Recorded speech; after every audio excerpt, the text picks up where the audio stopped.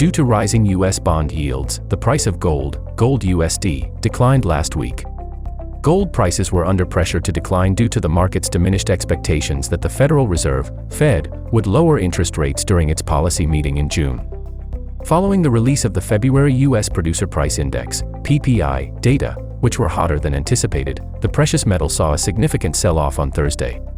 Even if Fed policymakers have significantly reduced price pressures, there appear to be more obstacles in achieving the 2% target in the last stages.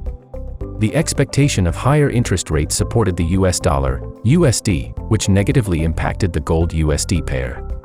On the other hand, as expectations that the Fed would announce rate decreases in June faded, the yield on the US Treasury 10-year bond increased to 4.31%. This change significantly increased the potential cost of holding investments in gold and other non-yielding assets.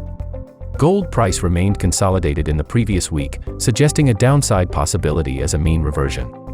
However, the 2,146.60 static level is still protected, which could be a challenging factor for bulls. Investors should closely monitor how the price reacts on this line, as a bearish recovery with a daily close could create a decent bearish opportunity.